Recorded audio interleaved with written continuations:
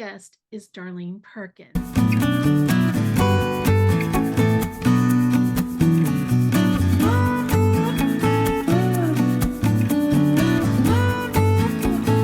Darlene is based in Manitoba, Canada.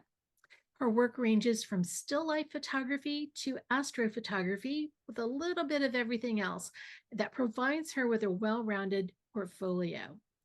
And in tonight's presentation, Black Light Photography, Darlene will talk about how you can put a unique spin on ordinary objects using black lights. She'll show you some simple setups, including what you need to get started and ideas for stunning glow-in-the-dark images. If you're on Instagram, look for her at Roscoe Dosco, and on her website at perkind.myportfolio.com. Darlene, it's nice to have you here, and thank you for saying yes to my invitation to come speak to this group. When I said, hey, what do you want to talk about? You said black photography, black light photography, and my mind just went blank. I have never really heard that term. And then you sent me a couple of photos and I was like, whoa, how come I don't know this? So I don't know that I'm going to pull out, some more, allow myself to go buy more gadgets, but you've piqued my curiosity. And so I'm really kind of looking forward to seeing what you do with it and how I can kind of incorporate some ideas for me to try it, because I'm tempted. So with that, I'm going to let you go ahead and share your screen and get started. Okay. Well, thanks, Linda. I'm really excited to be here and share this with people. So I have to tell you that I was really excited to share this with you, and I think you will be going out and buying some gadgets. It's easy to do, and it's going to be something that you can do in bad weather. And that's something that everybody seems to experience. So we'll just get started on this. So as Linda said, I'm from Manitoba, Canada. I live in a primarily agricultural area. We have fertile soil and a prairie heritage. So I like to go out in the countryside a lot during the summer and do a lot of photography. I live in Brandon, which is the wheat city. So here I am out in a wheat field, and again, it's just wonderful to be out in these places. I want to say, when I do these pictures, self-portraits in a field, I never trample anything. I'm looking for where a farmer has gone in.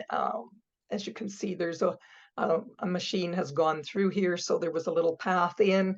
Or I'm very careful. I grew up on a farm, so I'm super careful when I'm on somebody's land and never do any damage. I've been a member of the Brandon Camera Club for a lot of years. I don't want to tell you how many. And I also taught photography at the community college for adults. And teaching adults is just great because they're so excited about everything. And we did do this black light as part of our class when we were doing our classes at the college. So I spend my summers in Riding Mountain National Park, which is just an hour north of us. And this is my husband, Jerry, and you can tell he's a musician. He's out playing tonight, doing a dinner jazz night. And I have my camera in this picture, but next time I'll smarten up and use my red camera so that it shows up better. The red guitar showed up, but the black camera kind of blends in. This is our beautiful Clear Lake on a bit of a stormy night, and that's where we spend our summers. Clear Lake is in Riding Mountain National Park, and it's part of a boreal forest. It's kind of a little gem in an agricultural area. So there's the evergreens and lots of wildlife. So here's one of the resident moose. And you can see I like to do kind of setups, and when I see an idea, I'll go ahead and try it in Photoshop. And I saw this idea and I thought that was kind of cute. So I really like doing a lot of different types of photography, and I really enjoy working in Photoshop. And then I spend my winters in Mazatlan, in Mexico. So very fortunate to be able to do that. And this is the beach that we're very close to, probably about a block and a half off the beach. So I'm out there every day and just enjoying winter there. I don't do much photography when I'm there. I don't take my big camera out very much, but I do a lot of cell phone photography or iPhone photography, and I teach a course on that as well. So we'll just get into the black light. And this is a sample of something that you can do very easily. So I'm just going to talk a little bit about what's in this picture, and then I'll be going through the gear and what you need to work with. And it can be quite inexpensive to get into. One thing I'll say, if you've got your phone handy, there's going to be some setups come up on the screen. So if you want to take your phone and take a picture of those diagrams, it would probably be helpful later on when you're wanting to set up, and just so you can refer back to it. So the first time I saw blacklight photography, I was at Camera Canada College in Calgary, Alberta. And that was something that was, I don't think they're doing it anymore, but it was a whole weekend of speakers from across Canada, and just sessions for the whole weekend. And blacklight was one of those sessions. And I just remember being blown away by it and went, oh my God, I can't believe the pictures that this woman has. So I keep going back to it, and it's been a lot of years, but I just always keep going back with new subjects and some fascinating results. So in this picture, I want you to take a look at just a few of the components. So down here, we've got, these are highlighters. So of course they will glow in the dark, neon highlighters. And these were special ones that have been put out by the Milk Board, and I happen to have a few of them around and found out, hey, they glow really nicely. So, and one thing I want you to look at here is the different reflections on the glasses, and I'm going to tell you how you can get that, because there's something that I'm going to be doing that gives you the different colors on each of the glasses and down through the stems and so on. The other thing to take note of is the base, which has, this is actually black foam core. You can use any number of things, and I'll be talking about that, but you can see how the glow reflects in that. So you're just never sure what you're going to get when you do one of these setups. Okay, so we'll go through what you need, and then I'll show you some examples and give you some tips on what to do and what not to do and what to watch out for. So of course, what you need, black lights. And I'm sure you've all seen black lights. You know, kids use them for parties, or bands use them. And what happens is anything white or neon just glows in the dark. So the first time I saw black lights was at my kids' Christmas concert, and I couldn't figure out why they had to have white shoes, white gloves, and a white hat. And then they came out on stage, and all that showed up are the hands, the feet, and the hats. And you didn't see anything else. So it was just these parts moving around on the stage. So that's what black light is going to do. And I'll talk about what kind of black light to look for. Then you need a black background. And what I use is a science fair backboard that kids use for projects. So it's got two wings on it and the back. They come in white, but they also come in black. So if you can get a black one, that's what I would recommend you get. If you can't find a black one, then just buy some black poster board and take some clothespins and pin it on to the back and the two sides, and just make yourself a black backboard, or you could paint it black too. And then the third thing is a black base, which I talked about in the previous picture. So Foam core works well, poster board, or I have a big old black mirror that was in a coffee table way back when, and I've kept it around. And so I'll put the foam core down and then I can put the black mirror on that and get a reflection as well. So another thing I have is just a square black mirror that is acrylic tile. And I've never been able to find another one. I got it at a photo thing and a guy had brought them and sold them. So it's just a foot square, but if you can ever find acrylic, that's kind of nice instead of a mirror. The other thing you need is strips of neon poster board in different colors. And you can actually buy those packages either. Can't remember if I've seen them at Michael's or the dollar store, or you can just buy the poster board and cut some strips, and I'll be showing you those. And of course, you need a dark room. Any light, there can be a bit of light coming in, but you want it to be basically a black room. So then what else do you need? Well, of course, you need objects that are fluorescent, and this can be a lot of fun to gather up these fluorescent objects. You're going to see this slinky or slinkies like this a lot. They are just perfect dollar store item, but you'll start looking around in different stores and buying just small items and bring them home, turn on the black light and see, oh, that fluoresces, that's great.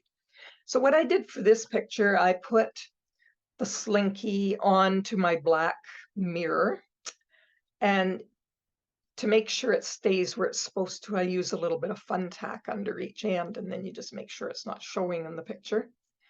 And for this one, I took my lens ball, and it's sitting on a little, I guess, acrylic or clear base that it came with. So it's sitting on that. And this is the lens ball, and shoot the slinky through there so you get the nice reflection. And you can see the slinky isn't totally sharp. I was using probably f11, but you might have to work on the focus more, or the lens ball makes it more difficult to get the background in focus, but the lens ball is tack sharp. So it's just an interesting effect. The other thing you need is your camera on a sturdy tripod because you're going to be doing longer exposures. So the kinds of black lights, this is what I have. I have two of these. One is an old one and one's a newer one, and the newer one stands up by itself nicely. The older one, not so good, but I'll show you what you can do for that. So this was at Canadian Tire, which is a Canadian store, of course, and it was 40 bucks and 18 inches long. And I would really recommend you get the 18-inch if you can. And I just looked on mine and it's 15 watts. I thought it was maybe more than that, but this one says 15, so 15 watts will be good. So I looked on Amazon to see what there was in new stuff, and this is the, oh, this will be LEDs. And these are 10 watts, but they're only a foot long, and I'm not sure that would be long enough, high enough, because you're going to be standing them up. But you could always try them. You get two of these for like 20 bucks, so that's pretty good.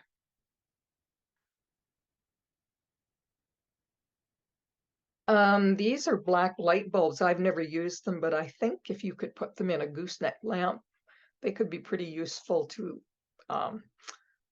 give more direction to your light. And you could always try them and see if they work. I'm sure you can just pick those up in hardware stores around. So that's a third choice. I've never used the light bulbs. I've only ever used these longer light tubes.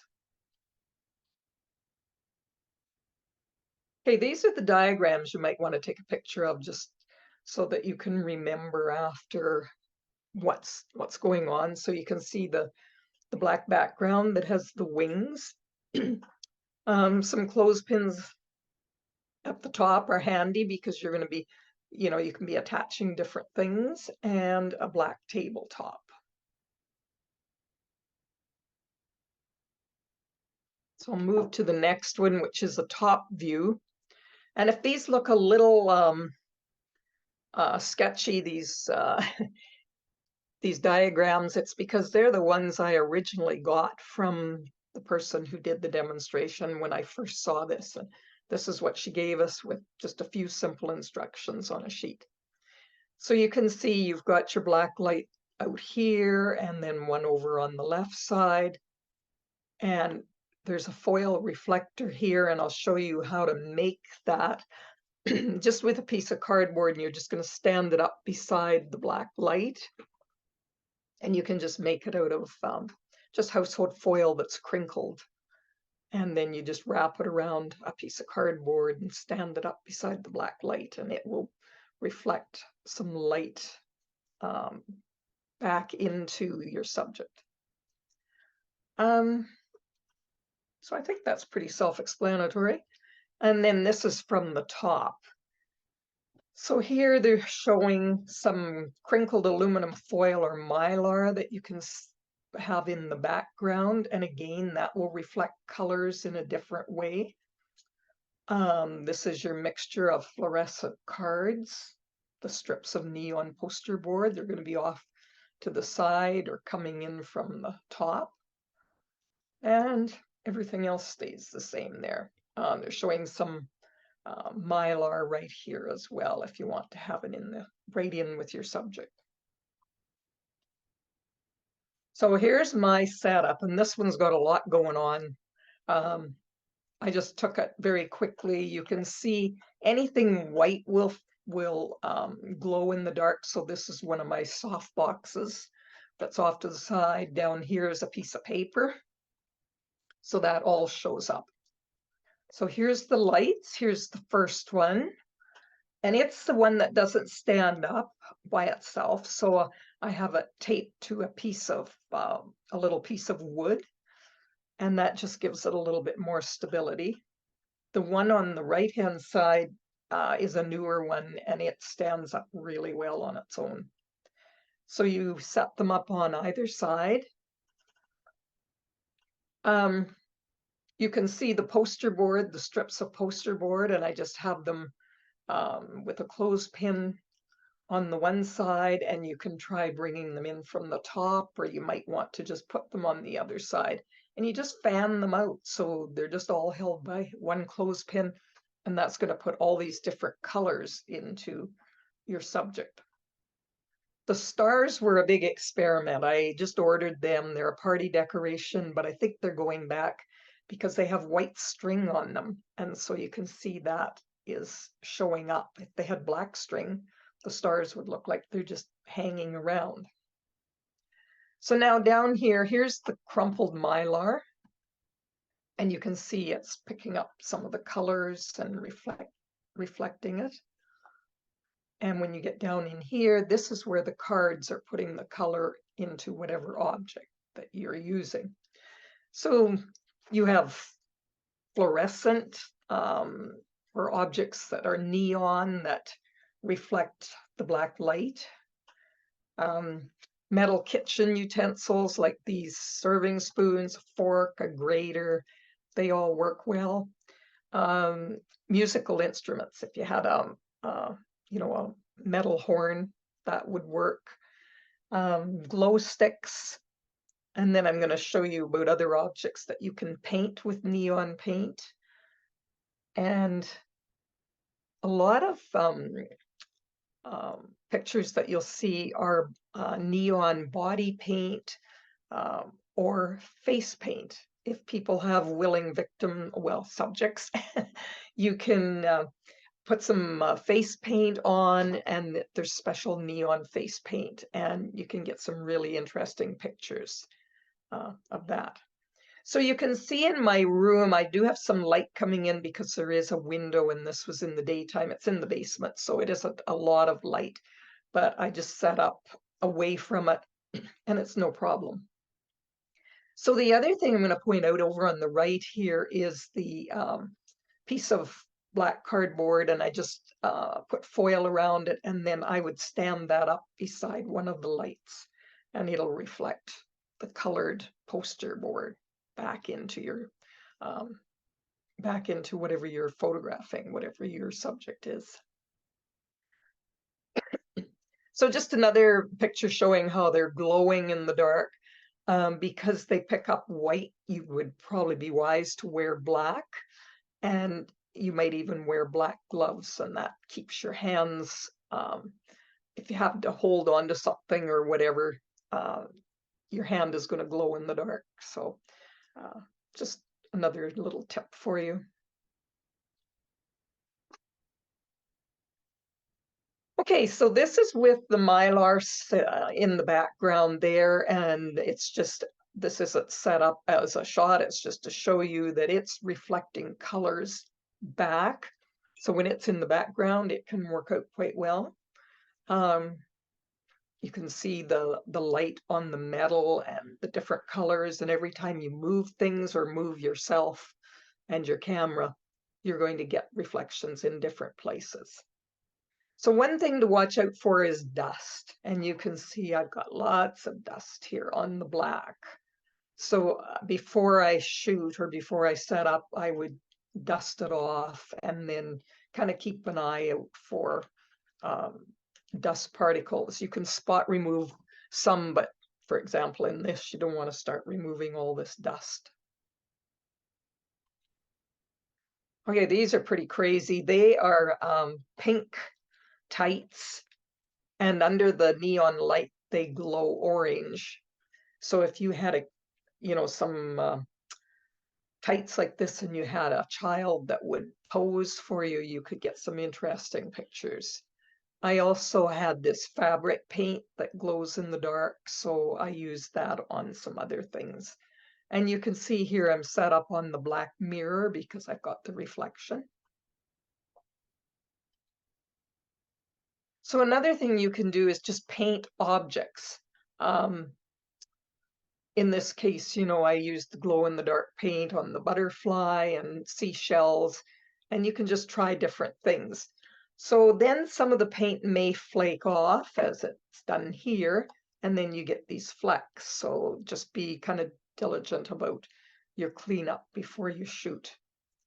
The other thing, you don't want to get paint on your fingers, and you want to make sure you let the paint dry, because anywhere you touch and get the paint, if the paint comes in contact with the surface, then that will be glowing when you turn on the lights.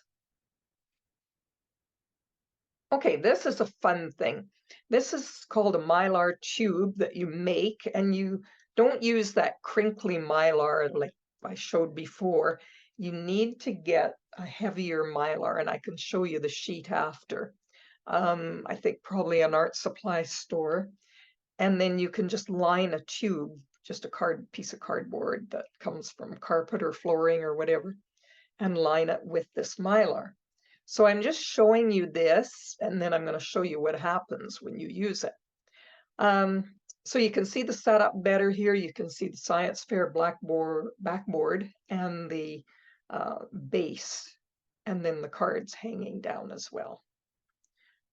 Okay, so I used my phone to do the pictures that I'm going to show you next. I just held them over the tube, and wherever you aim the tube, every time you move, you're going to get something different. So it's kind of cool. With your DSLR, you just stick the lens down this tube and zoom. It's usually better 50 millimeters or maybe even wider to shoot down the tube at your subject. So this is the kind of thing you get.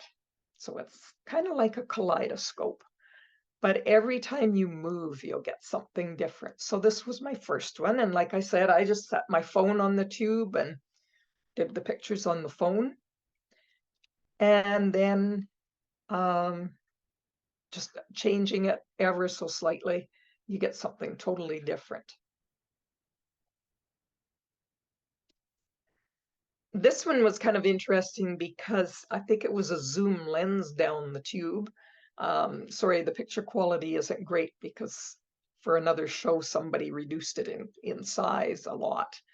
But anyway, you can get this really pretty kaleidoscope of colors. So this is kind of off topic, but if you do make a Mylar tube, this is what I originally was using the Mylar tube for. And it's for flower photography.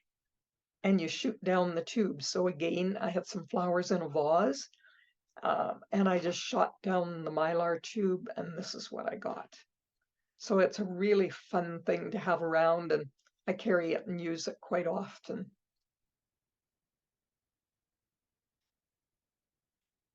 Okay, so let's get into your camera settings. You need a small aperture, f11 or f16 to get that depth of field so that your whole subject is sharp.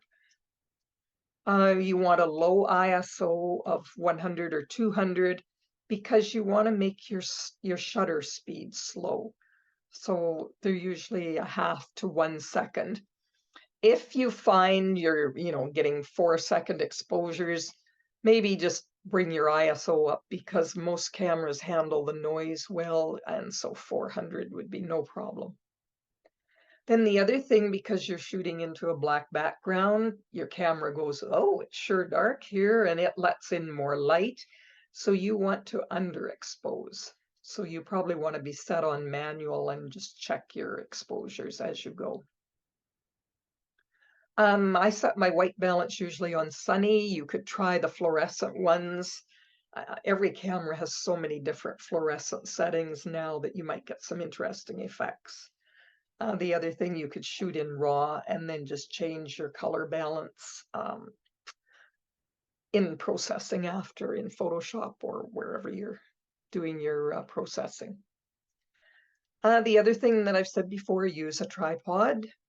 And the other thing, try some shots with your phone because the cameras on the phones are really good and they handle the night shots or the dark shots really well.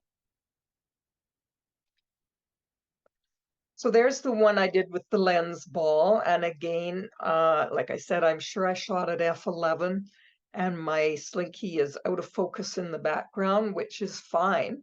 If you wanted it in focus, you'd have to work really hard to get both parts of this or maybe do a double exposure.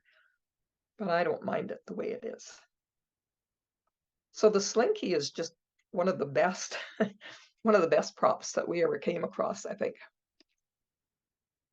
Here's another one with the lens ball, and everything is just so vibrant and just comes alive when you get those lights on it.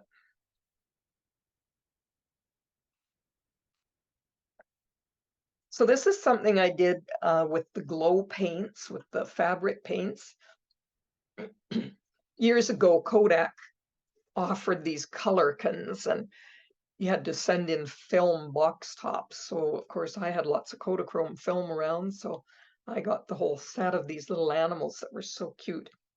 Anyway, I decided I'd put this glow in the dark paint on it, and you couldn't see it in normal light or just when the thing was sitting around. But as soon as you put that black light on, it just lit up.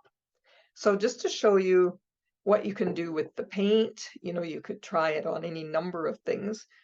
In the background here, we have the Mylar, the crinkled Mylar, and it's putting some interesting texture into the back instead of just a black background. And it also puts a little bit of color. So then off to the right, we have a leaf that I painted on a cutting board, just a white cutting board. And of course, the white cutting board lit up in the dark. And I wasn't planning to use it, but when I painted, I got glow in the dark paint on it. And I used it. I just left the leaf on there and took this picture, and I was really happy with how it turned out. So just your kitchen cutting board will work as a backdrop as well. Then there's these glow in the dark paints that come in these little tubes, and you can just do something interesting. I just lined them up, and again, they're giving a little bit of a reflection there, and then have my glow in the dark color can in the back.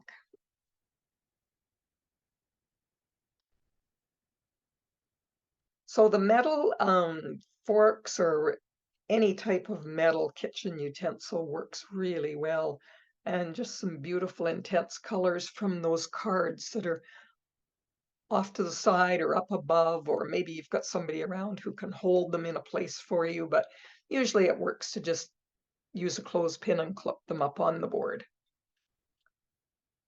And then every time you move, you get something different and you get more intense or less intense colors, but these were pretty nice, the way the fork handles reflected.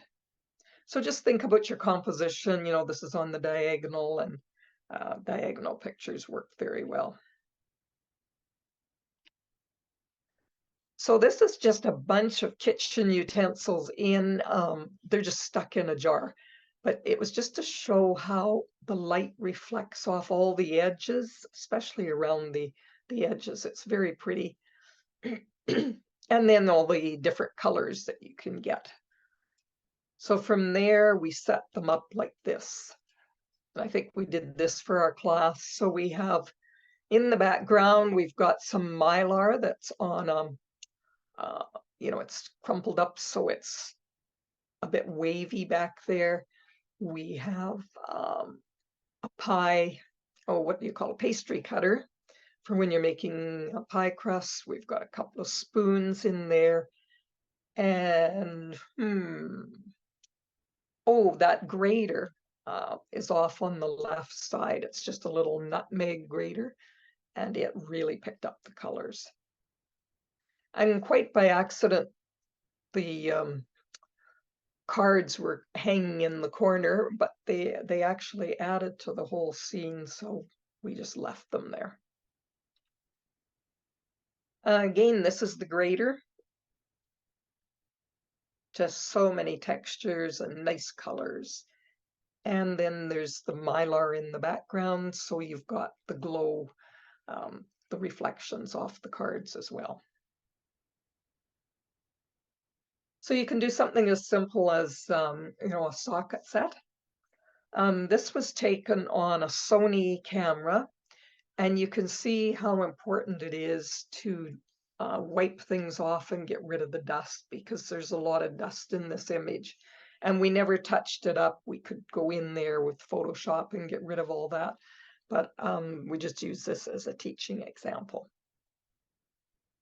So this one was on a Sony camera, and then this was on an Olympus, and I don't know what the difference was.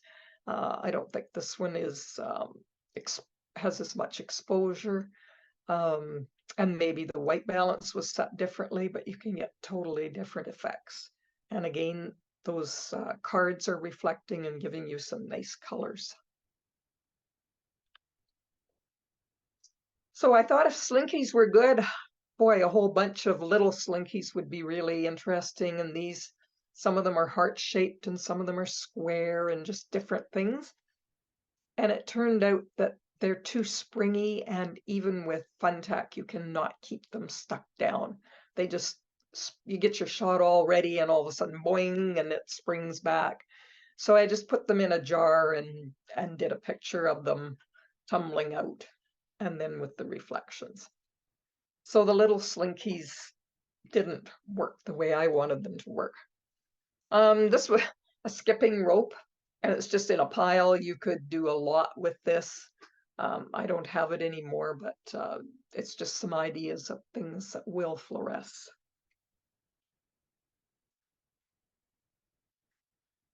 This badminton birdie was just held stationary in the air. I can't remember how I did it.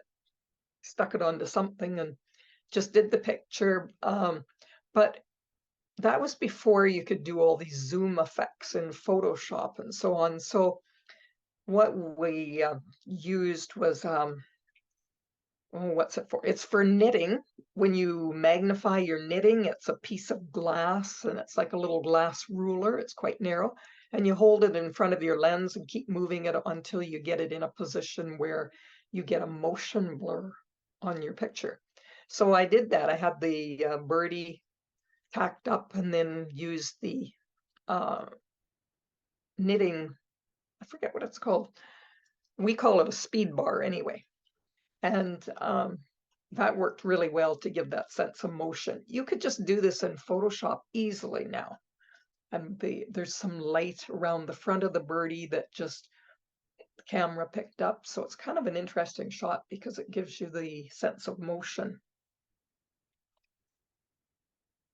Did the same thing here with the slinky.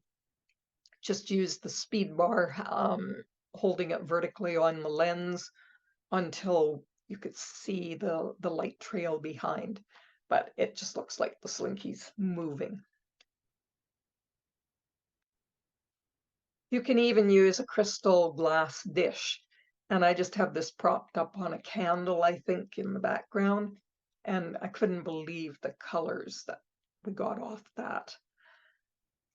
So just try all kinds of things. You're never sure what's going to work and what isn't, but this was quite spectacular. So then my friend decided he would paint all these flowers with fluorescent paint. So this is just over the top, but I think if you just did one flower and did it very artfully, this could be a fun thing to do. So just a cloth artificial flower and use your fabric paints on it. To do this one, I used a filter that's a repeater. It gives you 5 images in the frame. So there's one subject, but it makes it into 5. And I thought that was kind of effective with the slinky. Fills up all the space. Another thing you can try is double exposures. This one was in camera, so the slinky in the background and then a real close-up. So get your macro lens on and get in really close. And it's a very interesting picture where you're kind of going, what is happening in there? So here's one of the little slinkies that I managed to get it tacked down and it stayed long enough to go in front of one of the bigger ones. And then I don't even know where we got that focus embroidered patch, but had it in the background. For this one, everything is in focus. So it's, I think it was shot at f/16, probably being really careful to focus 1/3 of the way into the frame so that you've got some depth of field before the point of focus and 2/3 behind. So that's sort of the formula for depth of field. If you focus 1/3 of the way into your scene or into your picture, then everything will be sharp. For this one, the foreground is one of those kids play pads. I think you can still buy them. They're gray and you write on them with a pen and get these patterns, and then you lift up the film and clear it off and then start over. So that was one of those pads and it fluoresced. So it's interesting the different things that would turn fluorescent.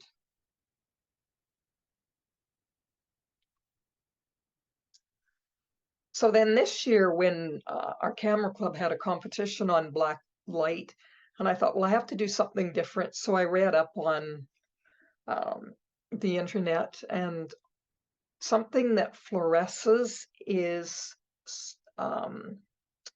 tonic water. I was going to say soda water, but it's tonic water.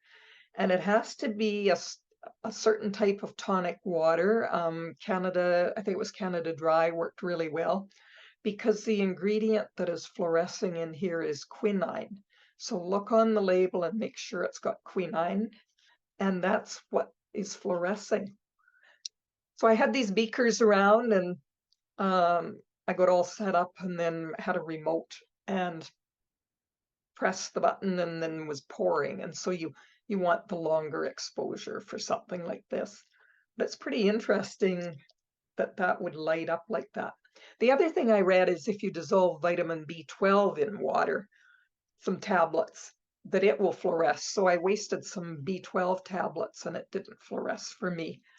So I would really recommend this tonic water. It worked well. So this one was one processing. And this is how it came out of the camera, basically, was all this blue. And then by just changing things a little bit, we got this nice mauve along with the blue. So in your processing, you can change the colors a little bit too. I didn't use colored cards in for this one. I just had these beakers the way they were. So then I tried this into the margarita glasses, and that worked really well. And again, using the highlighters underneath as a bit of a base for the glasses to sit on. So this is my last one, and this is where you see the different colors that the cards are putting into the glasses. Just in the stems of the glass, you can see how, depending where your subject is, it picks up different parts or different colors from the cards. And the same around the top of the glasses. Now on these ones, it didn't pick it up on the rims the way it did in that one at the very beginning. So you might want to move your cards if you like that rim effect, then you just change where your cards are. So that's about all my secrets. That's about all the tips I can give you.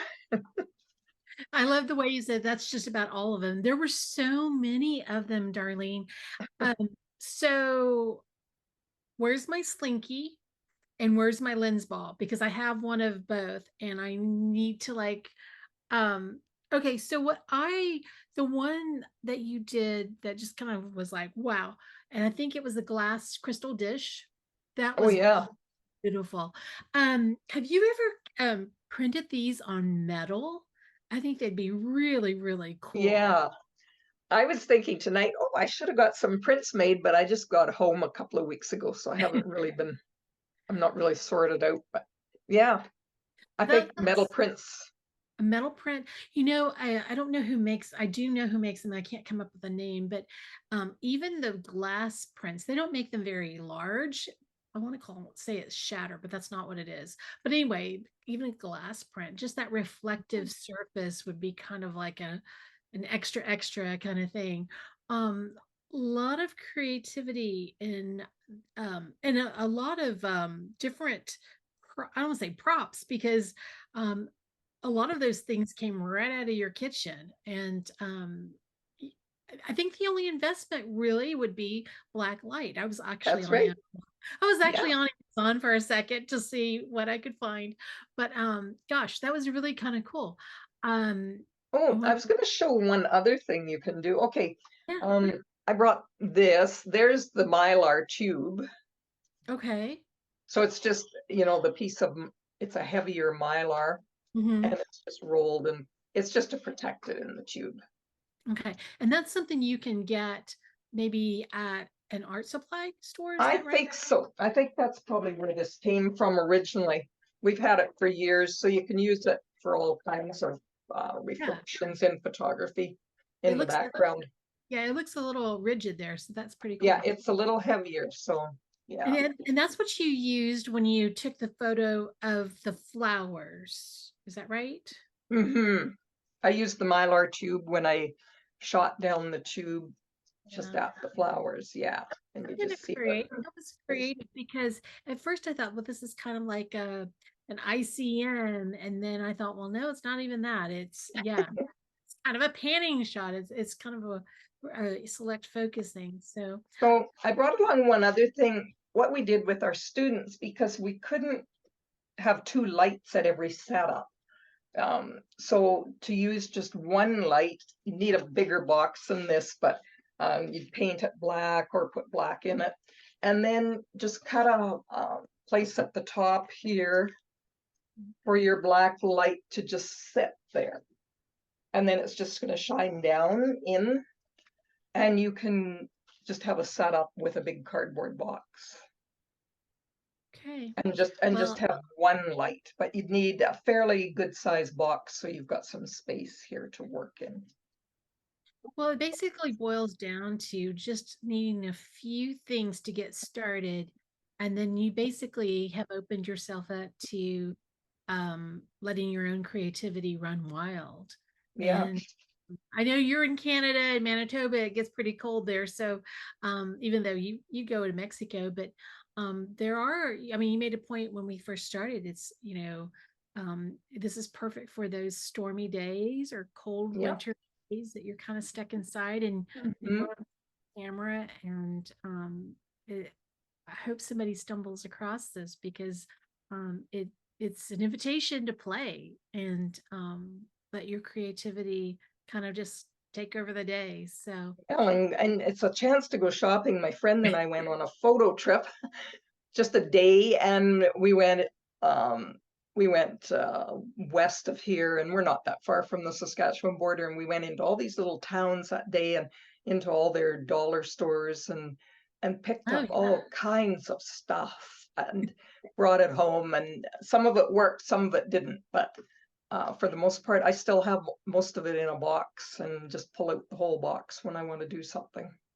Well, I mean, maybe it's just me, but I'm looking at my office thinking, gosh, there's a lot of stuff in here.